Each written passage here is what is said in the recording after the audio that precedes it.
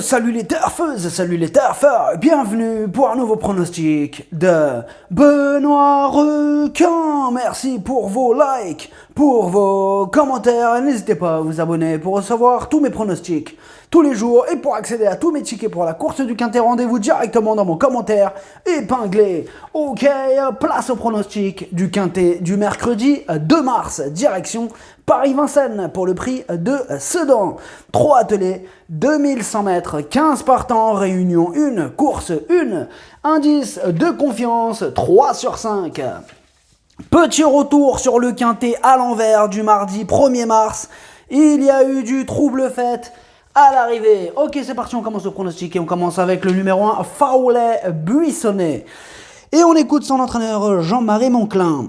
Faulet-Buissonnet s'est retrouvé trop tôt né au vent le 13 février. C'était mission impossible dès lors. Il paraît avoir bien encaissé ses efforts, il découvre un bel engagement au gain et une distance qui lui correspond bien. Il a déjà brillé sur le parcours, il va avoir besoin d'une course limpide, le tirage au sort en dedans est plutôt à notre avantage, il peut terminer sur le podium. Alors, ce que j'en pense de Faulet-Buissonnet, il est performant sur courte distance, il est plutôt régulier dans l'ensemble. Attention à lui. Le numéro 2, Forever Speed, et on écoute Julien Raffestin. Forever Speed a été éloigné de la compétition quelques mois après sa victoire de Marseille. Il a surtout besoin de retrouver le bon rythme. Il n'a pas de très bons engagements aux montées dans l'immédiat. Aussi, je le mets au sulky déféré des intérieurs avec ses œillères comme sous la selle pour l'avancer en condition. Il va ensuite aller à Laval aux montées. Ici, ses chances sont très limitées. Alors, ce que j'en pense de Forever Speed, sa discipline de prédilection, c'est le trot monté. Là, il profite de cette course en fait pour peaufiner sa condition. Je l'écarte. Le numéro 3, Bleven. Et on écoute Julie Triomphe. Bleven court cette course-là parce qu'il avait très bien couru en fin d'année 2021 sur cette distance qu'il apprécie. Il ne lui reste plus qu'un mois de carrière et on court ce qui se présente. Malheureusement, on doit affronter les 7 ans, cela complique la chose, mais le cheval est très bien. On compte sur un parcours favorable pour jouer la 4e ou 5e place. Alors, ce que j'en pense de Bleven, en 9 courses, 2 fois à l'arrivée, sa marge est réduite et il n'aura pas le droit à l'erreur. Le numéro 4, Foxtrot Noblesse, et on écoute André Lecourtois. Foxtrot Noblesse est resté bien, le numéro derrière l'autostart est bon, lui qui avait la dernière fois le numéro 9, tous les feux sont au vert, normalement il doit terminer parmi les 4 premiers. Alors, ce que j'en pense de Foxtrot Noblesse, il apprécie ce parcours, d'ailleurs il avait terminé 2e de son dernier quintet sur ce même tracé. Aussi, il a hérité d'un excellent numéro, il va défendre chèrement ses chances. Le numéro 5, Evita Madric. Et on écoute Stéphane Meunier.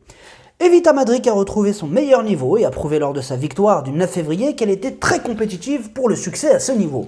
Elle s'élance en première ligne cette fois, un avantage, elle est restée parfaite à l'entraînement depuis sa victoire. Le délai de 3 semaines est parfait, elle est à même de confirmer et disputer activement le podium. Alors, ce que j'en pense d'Evita Madric, la pêche, elle a remporté le quintet du 9 février sur les 2100 mètres. Elle a hérité d'un super numéro, elle a une belle carte à jouer. Le numéro 6, Eden Julery. Et on écoute Jean-Paul Gauvin. Eden Julery a un beau répertoire en ce moment et affiche une forme optimale. Il ne peut rêver meilleur engagement au plafond des gains sans les 6 ans. Il possède beaucoup de vitesse, il est très vite sur jambes et puissant. Le bémol, c'est la grande piste. Lors de son unique venue, il était moins gérable et avait fait trop d'efforts. Ce n'est plus le même cheval, je viens avec des ambitions. Alors, ce que j'en pense d'Eden Julery, tout d'abord, lui c'est mon cheval de complément en cas de non partant. Eh bien, il traverse une belle période de forme, il a hérité d'un bon numéro, et même si c'est vrai qu'il est plus confirmé sur des distances plus longues, mieux vaut lui accorder une note de méfiance. Le numéro 7, Hugo Linast. Et on écoute Santo Mollo. Hugo Linast est resté pendant un mois. Voilà, ils sont pas dit combien de mois, bon ok. Sans courir, on pourrait retrouver ça, mais bon, là, ça va être un peu... On va pas perdre de temps là-dessus, c'est pas grave. Pendant un mois, on sait pas... Attendez, du coup, il m'a perdu avec ces trucs. Voilà, sans courir en raison d'un problème à une jambe. Désormais, tout est rentré dans l'ordre. Elle vient d'effectuer sa rentrée à Turin en vue de ce quintet qui constitue un objectif. Son retour m'a plu. Je pense qu'elle est à 100% pour cette belle course au gain. J'aurais préféré un meilleur numéro, mais je la vois dans les 5 premiers. Alors, ce que j'en pense du Golinast, tout d'abord, elle, c'est mon deuxième cheval de complément en cas de non partant. Elle donne toujours son maximum en compétition, bon, sa marge se réduit et elle va devoir compter sur un bon parcours. Le numéro 8, Pharrell 7, et on écoute Jean-Michel Bazir. Pharrell 7 n'a été devancé que de peu il y a 10 jours pour la victoire. Il courait encore de première. Il a réalisé un meeting irréprochable. Revenir sur un parcours de vitesse ne lui posera pas de problème. Il me paraît être resté compétitif sur ce qu'il montre le matin. Il devrait jouer les premières places.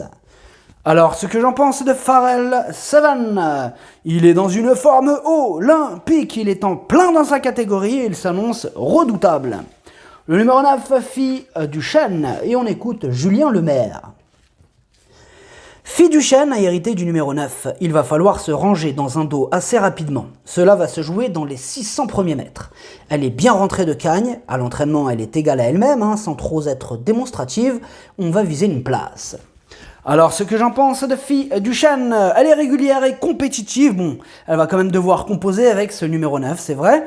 Donc, une question de parcours. Le numéro 10, Voyage d'amour. Et on écoute Mike Linders. Voyage d'amour revient en forme. Il va falloir qu'elle ait un peu de chance pendant le parcours, elle qui va s'élancer en deuxième ligne. Mais elle est bien, je pense qu'elle peut prétendre à l'une des 5 premières places. Elle a déjà bien fait sur la distance de 2100 mètres, mais elle se plaît également sur plus long. Alors, ce que j'en pense de Voyage d'amour, elle reste sur 3 échecs consécutifs et elle part en seconde ligne. Elle va devoir montrer un tout autre visage pour espérer se mêler à l'emballage final. Le numéro 11, FaceTime, et on écoute Mathieu Abrivard. FaceTime s'élance en seconde ligne, mais cela ne sera pas trop handicapant. Il est capable d'aller de l'avant, comme de venir sur les autres. On n'est jamais en difficulté avec lui. Il me paraît capable de monter de catégorie, j'y compte. Alors, ce que j'en pense de FaceTime, il vient de mettre fin à une excellente série de bonnes performances, bon, malheureusement. Mais bon, il est de retour sur une distance qu'il apprécie et il va en faire souffrir plus d'un sur sa route. Le numéro 12, Rocky Chi. Et on n'aura pas les commentaires de l'entraîneur pour ce numéro 12. Alors, ce que j'en pense de Rocky Chi, tout d'abord, c'est lui le 8e de mon pronostic. Il vient de remettre les pendules à l'heure au niveau inférieur. Il a déjà bien fait sur ce parcours. Il va tenter de poursuivre sur sa bonne lancée. Le numéro 13, Digital Class. Et on écoute Ronnie Kuiper. Digital Class paraît avoir bien récupéré. Je profite de la présence de Bjorn pour lui associer à nouveau. Il la connaît bien. Elle a besoin d'un peu de temps dans les premiers mètres pour se cadencer. On va courir battu et on verra bien. Alors, ce que j'en pense de Digital Class, ces 5 dernières courses, 4 disqualifications. Bon, si elle reste au trot, pourquoi pas. Le numéro 14, Zadig del Ronco. Et on écoute Eric Hansen Bondo. Zadig del Ronco était un peu nerveux lors de sa première sortie en France. Je n'ai pas pu trop le juger. À l'entraînement, il paraît bien, il devrait courir en amélioration cette fois. On est en seconde ligne, il faudra de la réussite, d'autant que l'opposition est présente. On va essayer de prendre un petit chèque. J'ai besoin de le juger, il reste faire le printemps en France ensuite. Alors, ce que j'en pense de Zadig del Ronco. Pour ses débuts en France, il vient d'essuyer 2 disqualifications. Bon, il pourrait y avoir des progrès, comme vient de nous le dire l'entraîneur, mais bon, on demande à voir. Pourquoi pas, il intéressera les amateurs de champ réduit.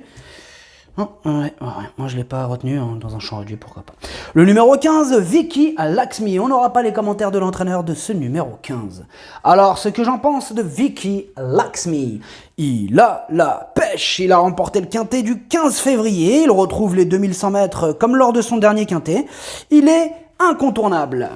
Le pronostic, ça donne 11, 8, 5, 4, 15, 9, As. Merci d'avoir suivi cette vidéo. N'hésitez pas à vous abonner pour recevoir tous mes pronostics tous les jours et pour accéder à tous mes tickets pour la course du quintet. Rendez-vous directement dans mon commentaire épinglé. À jouer avec modération. Bonne chance. Chopez-le-moi. Ciao.